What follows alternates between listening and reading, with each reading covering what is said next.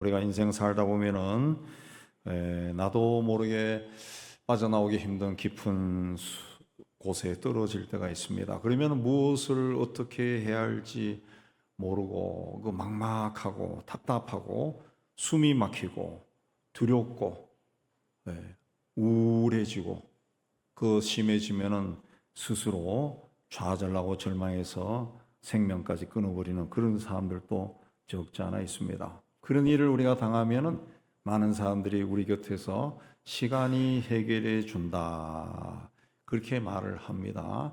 그러나 시간이 흘러가면서 문제가 해결되기는커녕 오히려 고통이 더 심화되는 경우도 적지 않습니다. 빠져나오기 위해서 발버둥 치면 칠수록 늪에 빠진 것처럼 점점 더 깊은 수렁으로 빠져들어가는 경우가 있습니다. 전쟁이 일어났습니다. 갑자기 전쟁이 일어났습니다. 그 전쟁을 내가 기도한다고 해서 내가 내 힘으로 전쟁을 중지시킬 수 없습니다. 우크라이나 전쟁도 보면은 일주일이면 끝난다 했던 전쟁이 3년, 4년 계속되고 있습니다.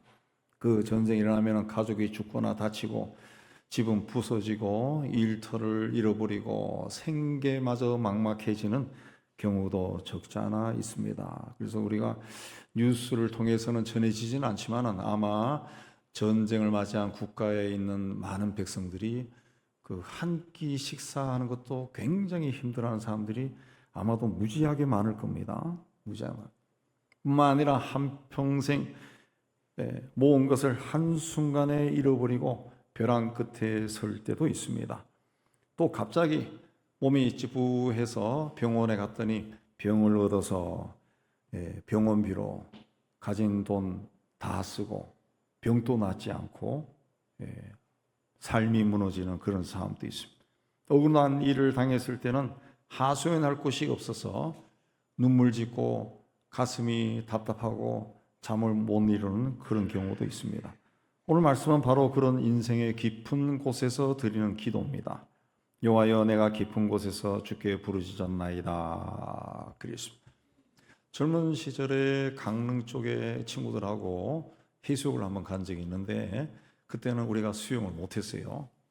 지금은 수영을 잘하지만 수영을 못해서 그 동해안 쪽이 보편 쪽으로 그렇습니다. 옛날에는 뭐 구조대원들도 뭐 할 바에 있는 것도 아니고 뭐 띠가 둘러져 있는 것도 아니고 그냥 바다니까 바다에 들어가서 찰랑찰랑찰랑하고 놀다가 갑자기 발이 땅에 닿지 않는 거예요. 땅에.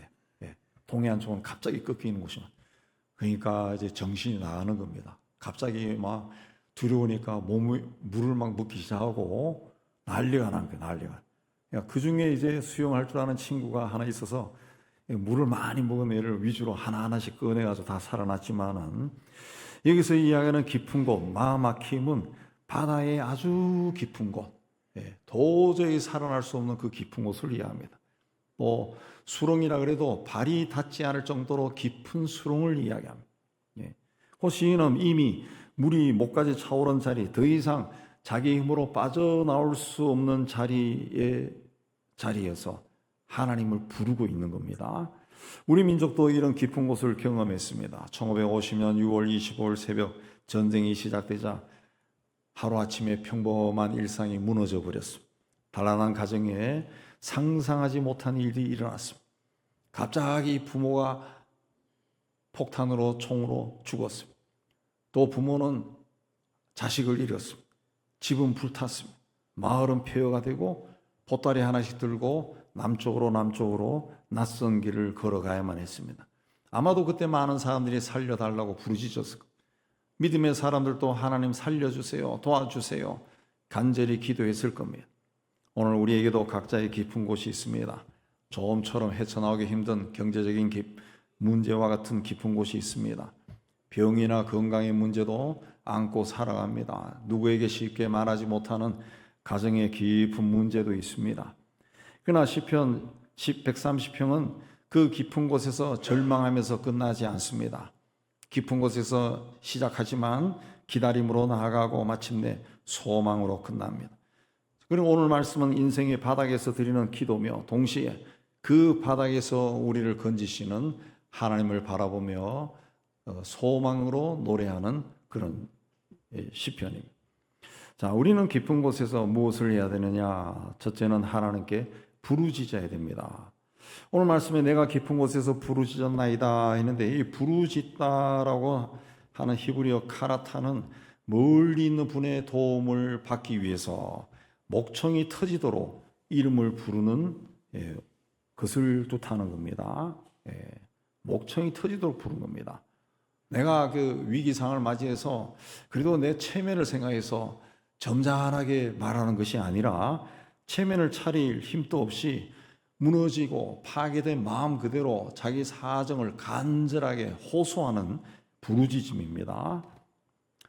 흔히 우리가 고난을 만나면, 힘들고 어려운 일을 만나면 주변에 있는 사람들이 와서 이제 덕담을 많이 합니다. 그 중에 우리가 많이 하는 덕담이 믿음으로 이기세요, 그 이야기입니다.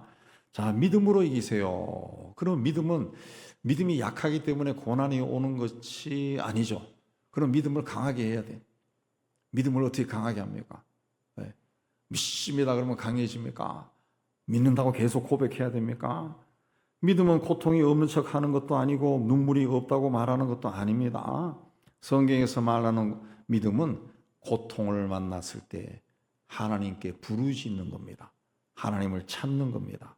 사람은 깊은 곳에 빠지면 대개 두 가지 반응을 보입니다. 첫째는 침묵합니다. 아파도 너무 아프면 말이 안 나옵니다. 너무 절망하면 기도가 안 나옵니다. 다른 하나는 하나님이 아닌 것에 매달리는 겁니다. 하나님께 아무리 호소해도 하늘부터 아무런 응답이 없어요. 인도함이 없어요. 그러면 하나님 아닌 다른 것을 찾습니다. 사람을 찾아다닙니다. 돈으로 해결하려고 합니다. 그것도 안 되면 술을 먹습니다. 그것도 안 되면 분노합니다. 원망합니다. 그러나 오늘 말씀은 깊은 곳에서 가장 먼저 해야 할 일은 하나님께 부르짖어라. 목청이 터지도록 하나님을 부르라 그랬습니다. 자, 이 부르짖는 것은 내가 연약하기 때문에 강한 자에게 도움을 요청하는 그런 부르짖음이 아닙니다. 여기서 말하는 부르짖음은 하나님 앞에 정직한 사람이 하는 행동이라는 거죠. 정직한 사람만이 하나님 앞에 부르짖을 수 있다는 거죠. 물에 빠졌을 때 체면을 차리기 위해서 점잖하게 살려주세요 하지 않습니다. 더 이상 깊은 곳에 빠지지 않기 위해서 손과 발을 버둥버둥거리면서 살려달라고 소리 지릅니다. 불난 집에 갇힌 사람은 남의 시선을 의식해서 점잖은 목소리로 여기 불이 났어요 살려주세요 하지 않습니다. 있는 힘을 다해서 소리를 지르고 창문을 깨고 수건을 흔들고 그렇게 하는 것이 우리의 일반적인 정서예요. 무신론자의 군인들도 전쟁터에서 총알이 빗발치듯이 쏟아지고 폭탄이 터지고 할 때는 하나님을 찾습니다. 사업이망에서 길거리로 나앉게 되었을 때 점잠 빼는 사람 하나도 없습니다. 살려주세요 그러지. 의사로부터 이제 더 이상 희망이 없습니다. 할 일은 다 했습니다 라는 말을 들었을 때도 살려주세요 하나님. 비로소 그런 경우에 인간은 하나님을 찾고 부르짖기 시작한다는 거예요. 영혼이 깊은 곳에 빠졌을 때, 인생의 가장 큰 절망과 좌절을 만났을 때 가장 필요한 것은 인간을 지으신 하나님을 찾는 것이고 하나님의 도움을 간절히 구하는 겁니다. 그러니까 기도는 현실을 부정하는 것이 아닙니다. 현실을 정직하게 인정하고 그 현실을 하나님 앞에 가져가는 겁니다. 기도는 내 힘으로 어찌할 수 없음을 인정하고 하나님만이 나를 도와줄 수 있고 나를 구원해 줄 수 있는 분이라고 믿기 때문에 하나님께 부르짖는 것이 바로 기도라는 거죠. 믿음이 크거나 믿음이 강해진다고 해서 문제가 해결되지 않습니다. 믿음이란 것은 내가 만난 이 고난을 작게 보는 것도 아니고 무시하는 것이 아닙니다. 믿음은 그 고난 속에서 내가 만난 고난을 정직하게 인정하고 정직하게 하나님 앞에 가져가는 거예요. 그게 용기입니다. 용기. 6.25 전쟁 때 수많은 사람들이 그런 기도를 드렸습니다. 피난길에서 갑자기 아빠 엄마 손을 잡고 피난을 가는데 폭탄이 터져 아빠 엄마가 죽었습니다. 남편을 전쟁터에 보내고 생사를 모르고 기다립니다. 폐허가 된 집 앞에 울면서 주저앉아 있습니다. 총성과 포성 속에서 오늘 밤을 넘길 수 있을지 두려워하던 병사들도 있습니다. 그들이 그 시간에 드리는 기도는 세련되고 아름다운 문장을 지닌 기도가 아닙니다. 살려주세요. 살려주세요. 우리 아이를 지켜주세요. 살려주세요. 도와주세요. 이거밖에 없어요. 실제로 1950년 6월 25일 전쟁이 일어나서 파죽지세로 국군이 밀려서 저 낙동강 그 유역만 겨우 지키고 있을 때 1950년 8월 말에서 9월 중순까지 그 부산 초량교에서 구국 회개 기도회를 열었는데 눈물 바다였다. 처음에는 한 3, 4일 정도 하려고 했는데 사람들이 자꾸 모이고 회개하고 간절히 부르짖고 하니까 그게 2주일로 넘어서고 그 초량교회 수용 인원이 넘어서니까 부산 각 지역에 있는 교회들마다 그런 구국 회개 기도회를 열어서 그 피난 온 기독교인들이 교회마다 들어가서 통곡하며 기도했습니다. 그들은 나라가 무너질 것 같은 그 위기 상황 속에서 하나님께 부르짖었습니다. 그리고 기도회가 끝날 무렵에 어떤 일이 났습니까? 인천 상륙작전이 성공했다. 소식이 들려왔어요. 오늘 우리도 각자 깊은 곳에서 하나님께 부르짖어야 돼. 겉으로는 멀쩡해 보여도 마음속에는 아무도 모르는 깊은 구덩이에 빠져있는 분들이 아마 이 자리에도 있을 겁니다. 그러나 아무리 깊은 곳이라 할지라도 하나님이 듣지 못하시는 곳은 없습니다. 하나님이 내려갈 수 없는 곳도 없습니다. 내려가실 수 없는 곳도 없습니다. 요나는 물고기 뱃속이라는 아주 깊은 곳에서 기도했습니다. 예레미야는 깊은 진창 구덩이 속에 빠져서 기도했습니다. 예수님 또 십자가 위에서 나의 하나님 어찌하여 나를 버리시나이까 부르짖었습니다. 하나님의 아들도 고통의 자리에서 부르짖었다면 우리도 부르짖어야 돼요. 울어도 됩니다. 통곡해도 됩니다. 두렵고 떨리는 목소리로 기도해도 됩니다. 너무 기가 막혀 말이 나오지 않은 그런 지경에 닥쳤다면 신음소리만 내도 됩니다. 중요한 것은 하나님을 찾고 하나님께 부르짖어야 한다라는 겁니다.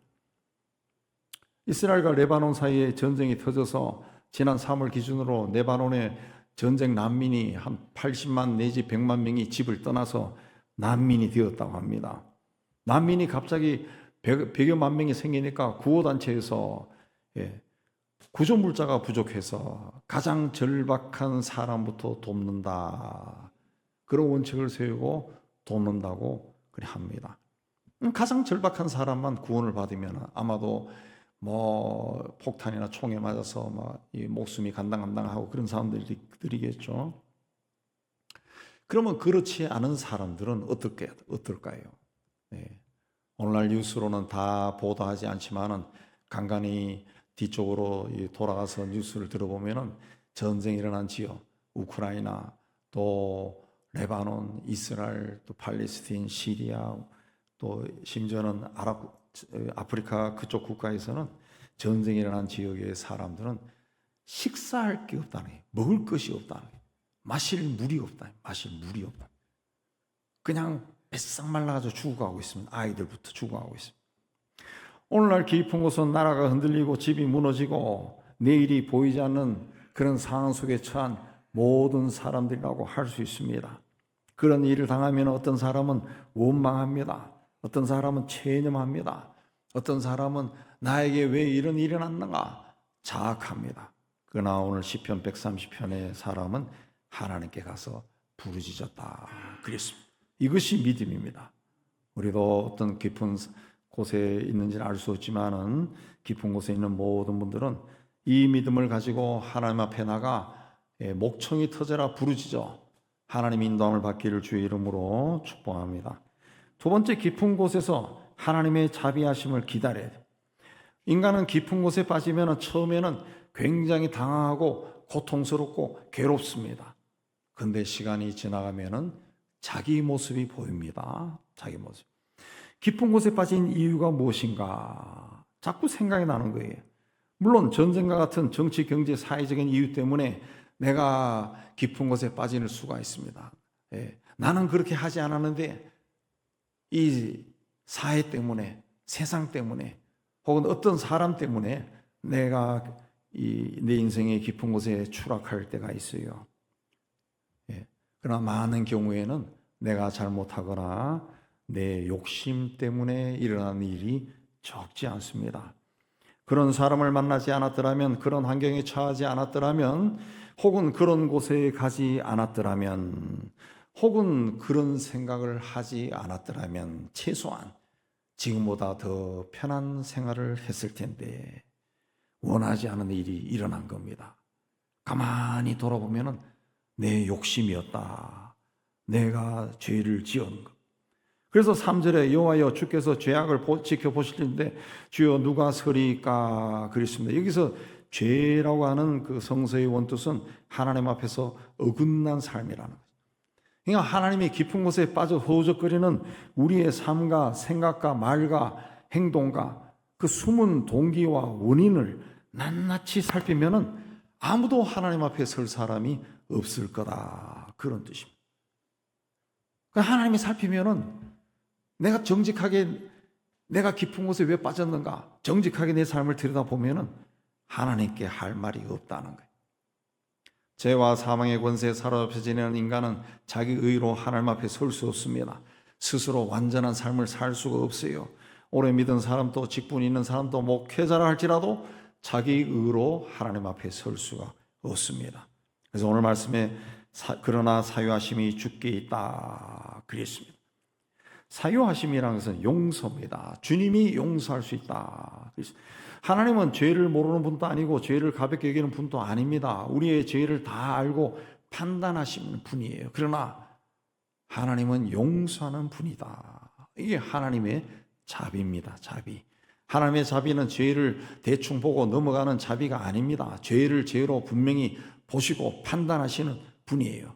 그러나 죄인을 버리지 않는 분이라는 거죠.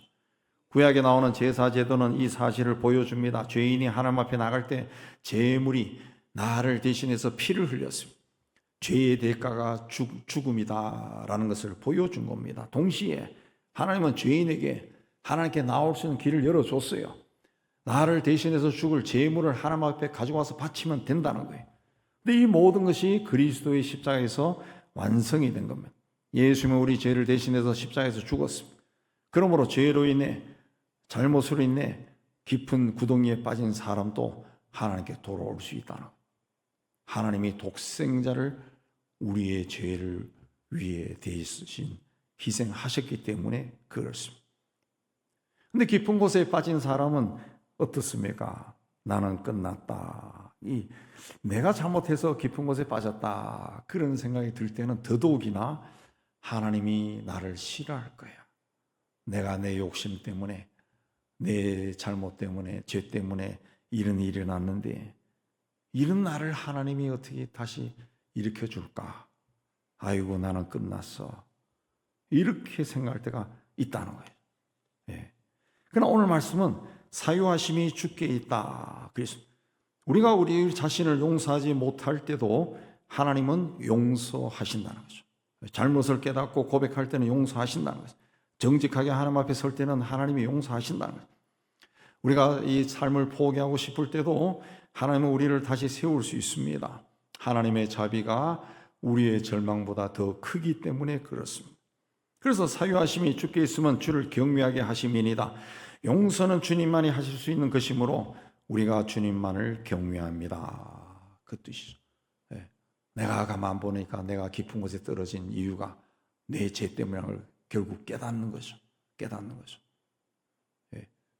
근데 이 죄를 해결해야 하나님 앞에 설 수 있는데 하나님이 나를 용서해 준다는 거죠. 내가 실수를 했건 욕망으로 이 일이 일어났건 주님은 다 용서한다네. 그래서 이제는 내가 주님을 경외합니다. 그랬어요.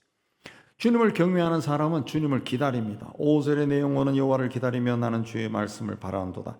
기다림은 시간이 지나가기만을 기다리는 것이 아니라 하나님의 약속을 붙들고 말씀을 붙들고 견디는 기다림입니다. 현실은 아직 어둡습니다. 문제는 아직 해결되지 않았습니다. 그러나 하나님이 말씀하신 대로 반드시 나를 도와주시고 나를 푸른 초장 실만한 물가로 인도하실 것을 믿고 기다리는 거예요. 그 기다림을 파수꾼의 기다림에 비유했습니다. 파수꾼은 밤새 성벽 위에서 어둠과 추위와 두려움을 견딥니다.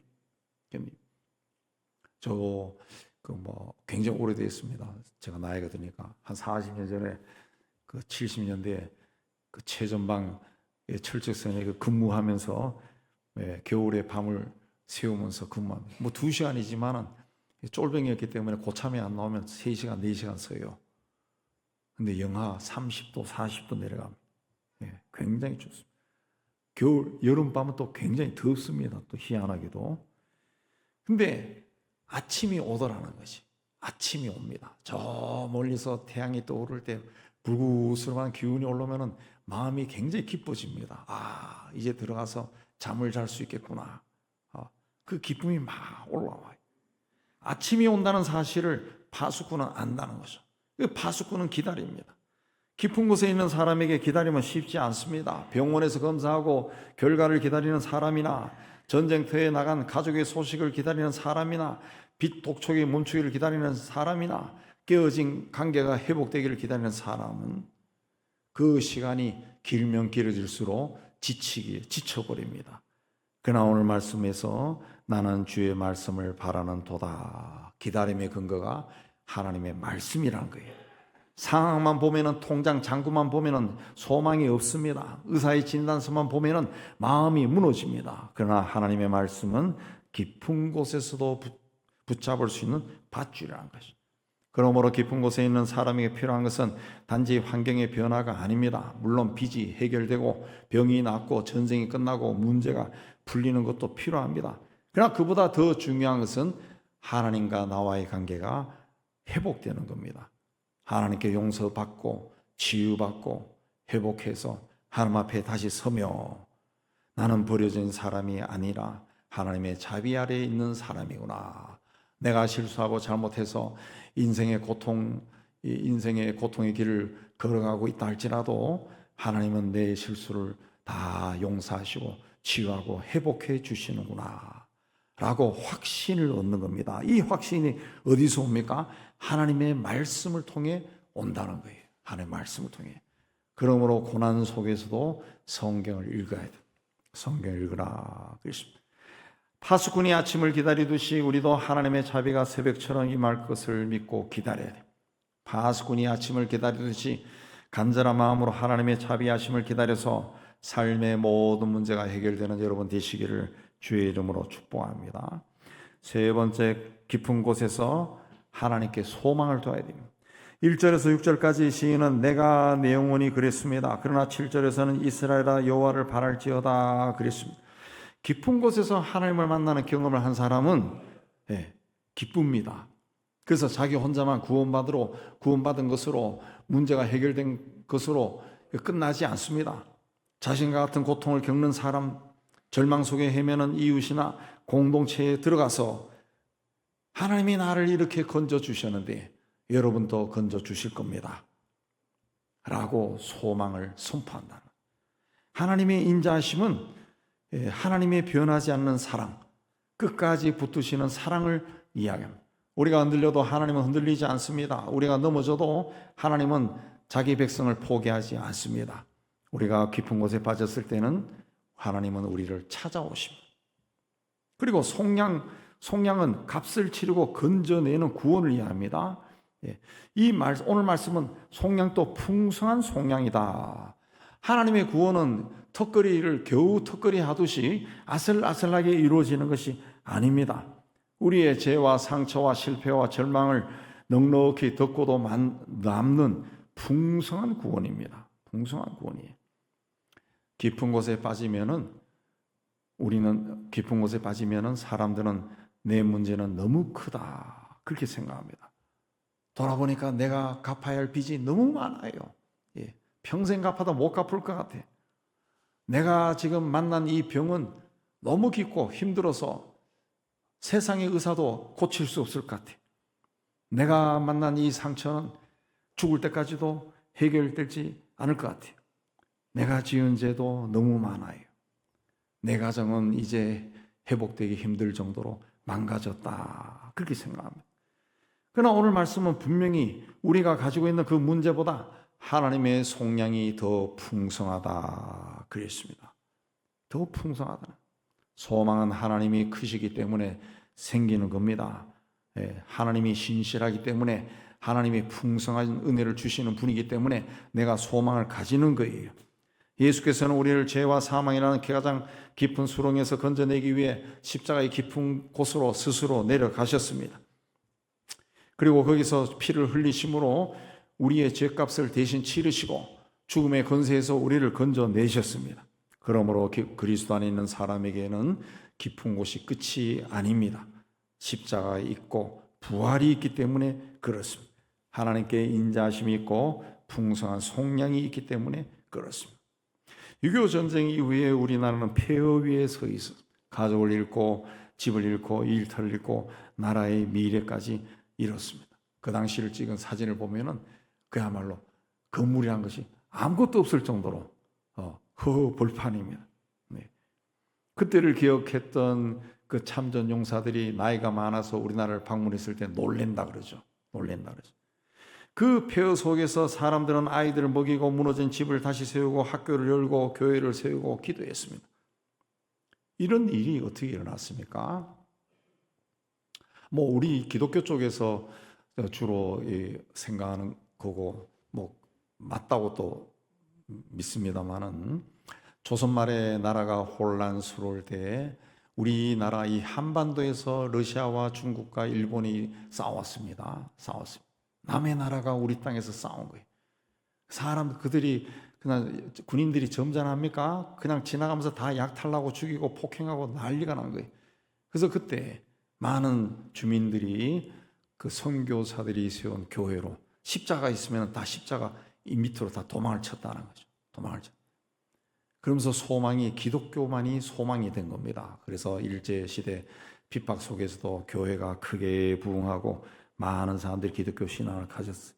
그러다가 해방이 되고 전쟁이 일어난 거예요. 많은 사람들이 그 북한에서 공산주의를 경험한 사람들이 다 피난 나왔어요. 남쪽으로 가서 낙동강 거기에 모였습니다. 그래서 다시 올라가고 이렇게 휴전선이 그어졌지만은 그 폐허 속에서 고아들을 돌보고 과부들을 돌보고 가난한 자를 돌보는데 앞장선 사람들이 교회라는 거지. 교회.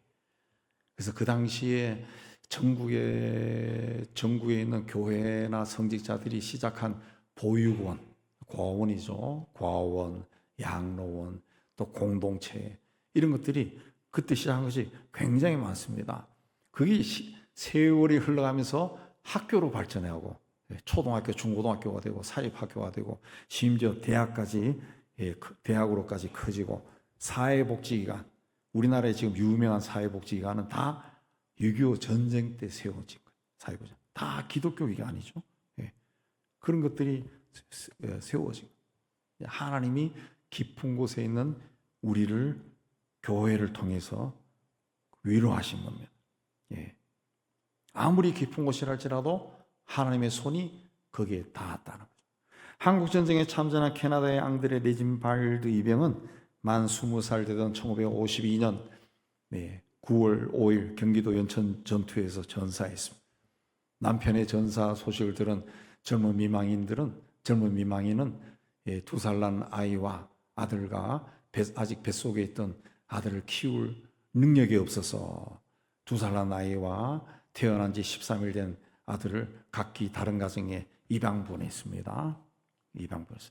둘째인 레오 드메이는 50살이 넘어서 자신의 존재를 계속 찾다가 친어머니를 처음 만났고 아버지가 한국전쟁에서 전사했다는 소식을 듣고 그리고 그분의 유해가 부산 유엔 기념공원에 묻혀 있다는 걸 처음 알았습니다. 그래서 한 1년 후 2006년에 한국을 방문해서 처음으로 본 적이 없는 아버지의 묘에 헌화했습니다. 그리고 1년 후에 캐나다 생활을 정리하고 부산에 와서 유엔기념공원에서 한 10년 동안 국제협력실장으로 일했다고 합니다. 이 사람이 하는 일과는 아침이 되면 가장 먼저 기일을 맞이한 전사자 비석 앞에서 그의 이름을 큰 목소리로 부르고 시작하는 것이었다고 합니다. 그는 전사한 아버지 무덤 옆에서 아들로서 할 수 있는 최고의 섬김이었다, 그렇게 고백합니다. 2013년 정전 60주년을 맞아 캐나다 언론이 이분의 이야기를 보도했는데 그 보도를 앙드레 브리즈 부아가 읽고 나에게 동생이 있구나 처음 알았다고 합니다. 그리고 2013년 11월 국가보훈처가 주최한 부산 유엔기념공원 안장자 가족 초청 행사에서 60년 만에 두 형제가 처음 만났습니다.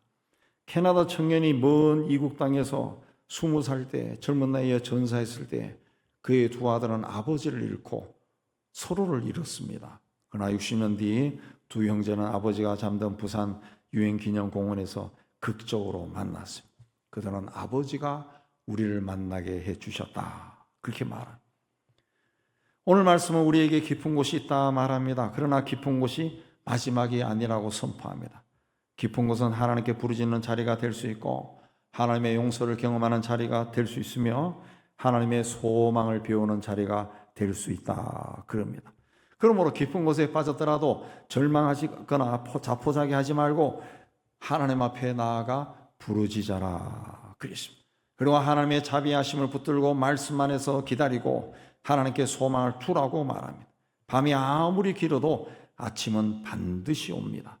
오늘 우리 현실에도 깊은 곳이 있습니다. 가정에도 교회에도 있고 나라와 세계에도 깊은 곳이 있습니다. 그러나 깊은 곳은 끝이 아닙니다. 하나님께 부르짖는 사람에게는 그 깊은 곳은 은혜가 시작되는 곳이 될 수 있습니다.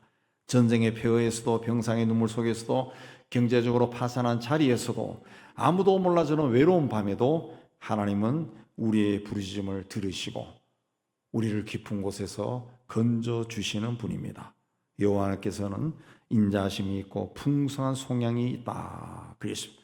그러므로 깊은 곳에 빠져있다 할지라도 좌절하거나 절망하지 말고 하나님을 부르시고 파수꾼이 아침을 기다리는 것보다 더 간절하게 하나님을 기다리시기 바랍니다. 하나님께서 어둠을 뚫고 여러분에게 새 아침을 보게 하실 겁니다. 이 은혜가 우리 모두에게 풍성하게 임하시기를 주님의 이름으로 축복합니다. 하나님 아버지, 우리의 삶이 평안하게 지내면 참 좋겠지만은 나도 모르게 깊은 곳에 빠져서 허우적거릴 때가 참 많습니다. 그러나 하나님은 우리가 그 자리에 있는 것을 이미 알고 계시고 우리를 구원하시는 분이라는 것을 말씀해 주셨습니다. 절망하지 않고 자포자기하지 않고 깊은 곳에서 목청이 터져라 하나님을 찾고 부르는 저희가 되게 해 주시고 하나님의 말씀을 붙들고 하나님 앞에 나아가는 믿음의 사람이 다 되게 해 주시고 전국적으로 하나님의 역사를 경험하는 저희가 다 되게 하여 주시옵소서. 예수님 이름으로 기도하옵나이다. 아멘.